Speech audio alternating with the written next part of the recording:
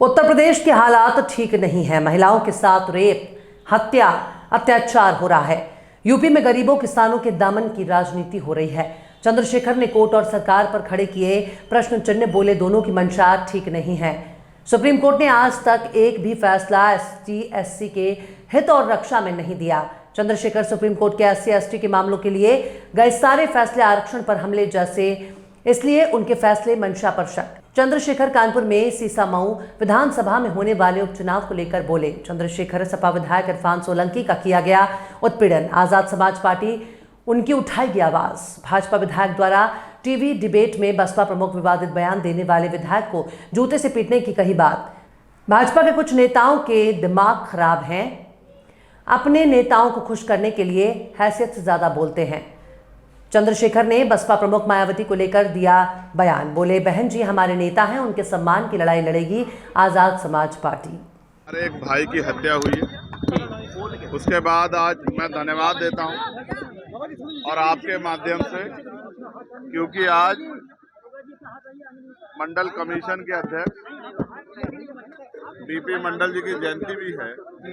उन्हीं की जयंती के अवसर पे महामना रामसूर वर्मा जी के, इन दोनों ही महान पुरुषों के जयंती और उनके अवसर पे जो है एक कार्यक्रम हम लोगों ने सामाजिक न्याय सम्मेलन हमने रखा है बांदा में, उसमें मैं शामिल होऊंगा। उत्तर प्रदेश में जिस तरह के हालात चल रहे हैं, उसमें जिस तरह से अखबार पढ़ने पे तमाम महिलाओं के साथ हत्याएं, रेप, चोरी, डकैती, भ्रष्टाचार खबरें आ रही है, ये उत्तर प्रदेश की कानून व्यवस्था और जो गरीबों, कमजोरों, किसानों की दमन की राजनीति चल रही है, ये उसका सच है।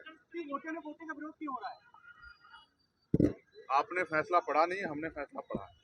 हम ये चाहते हैं कि हम भाइयों की एकजुटता बनी रहे और उस एकजुटता के लिए अब हमने प्रयास किया कि बहुत जल्द हम शेड्यूल कास्ट की सभी जातियों के लोगों के प्रतिनिधित्व को बिठा के उनसे वार्ता करेंगे।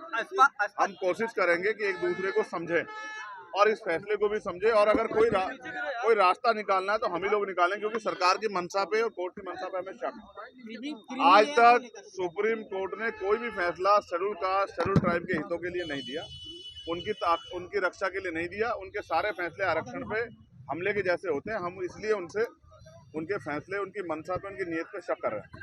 रही बात अब उपचुनाव है, मेरा प्रयास रहेगा कि इरफान भाई को जिस तरह से उनका उत्पीड़न किया गया है, जिस तरह से उनको सताया गया है, ये किसी छिपा हुआ नहीं। तो मैं कोशिश करूंगा कि आजाद समाज पार्टी के जरिए हम लोग उनकी आवाज को भी उठाने का काम करें। उस विधायक को जूते से पीटना चाहिए।